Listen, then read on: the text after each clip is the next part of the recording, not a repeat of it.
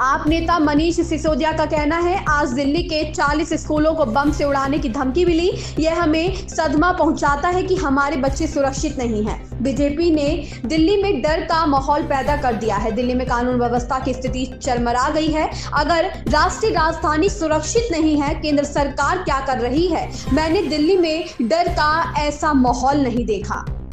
आज दिल्ली के 40 स्कूलों में बम होने की धमकी आई है और मीडिया में चल रहा था कि 30,000 करोड़ डॉलर भी मांगे गए हैं। ये सारी खबरें देख के दिल दहल जाता है कि हमारे बच्चे भी सुरक्षित नहीं हैं। हम अपने बच्चों को स्कूल में पढ़ने के लिए भेजते हैं, लेकिन अब हम इस दहशत के साए में जिए कि हमारे बच्चे जब स्कूल जाएं तो हम घर पे बैठे हुए डरें कि कहीं स्कूल में बम की खबर तो नहीं आ जाएगी, कहीं स्कूल में बम ब्लास्ट तो नहीं हो जाएगा। मैं सोच के ही हिल जाता हूं कि उन माँ बाप पे इस वक्त क्या बीत रही होगी जिनके बच्चे स्कूलों में हैं इस खबर आने के बाद में। और ओवरऑल अगर देखें पूरी दिल्ली में दहशत का माहौल बना रखा है भारतीय जनता पार्टी ने। Total law and order failure है अमित शाह जी का। गृह मंत्री होने के नाते उनको ये जिम्मेदारी लेनी चाहिए कि जिस राजधानी में वो गृह मंत्री के रूप में बैठे हैं देश की, दिल्ली में चारों तरफ व्यापारियों से रंगदारी वसूली जा रही है, चारों तरफ बदमाश खुलेआम पिस्टल लहराते हुए फायरिंग करते हुए घूम रहे हैं। रोज घटनाएं हो रही हैं इस तरह की, और अब हमारे बच्चे भी सुरक्षित नहीं हैं। आदमी मॉर्निंग वॉक पे घर से जाता है तो वो सुरक्षित नहीं है, मॉर्निंग वॉक पे घर से जाता है तो फैमिली वाले सुरक्षित नहीं है, और आज हम अपने बच्चों को स्कूल को छोड़ के आ रहे हैं वो भी सुरक्षित नहीं है। तो कर क्या रहे हैं अमित शाह जी? देश का गृह मंत्रालय कर क्या रहा है? पूरी की पूरी इंटेलिजेंस, सारी की सारी केंद्र सरकार कर क्या रही है? अगर देश की राजधानी में लोग इतने दहशत में जीने को मजबूर हैं तो हो क्या रहा है देश में? सरकारें कहाँ हैं?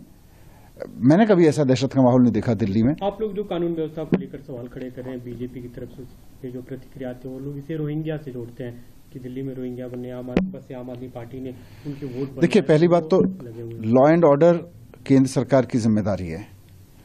इतना दहशत का माहौल मैंने कभी नहीं देखा। स्कूल के किनारे बम फट रहा है, 1 महीने बाद फिर से वहां बम मिल जाता है, बम फट जाता है।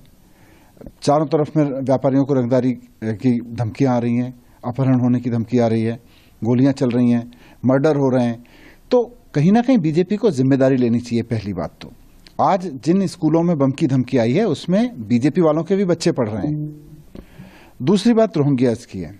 आपने पूछा, मैंने कल ही सोशल मीडिया पे लिखा था कि केंद्रीय मंत्री हरदीप पुरी जी ने ट्वीट करके कहा था कि केंद्र सरकार दिल्ली में रोहिंग्याओं को बसाने जा रही है, और बाकायदा कई न्यूज चैनल्स पे भी उनका वो स्टेटमेंट है कि किस तरह से केंद्र सरकार दिल्ली में रोहिंग्याओं को फैसिलिटी देने जा रही है। तो 2022 में रोहिंग्याओं को कौन बसा रहा था? भारतीय जनता पार्टी इसको देखे ना अपने गिरेबान में झांक के।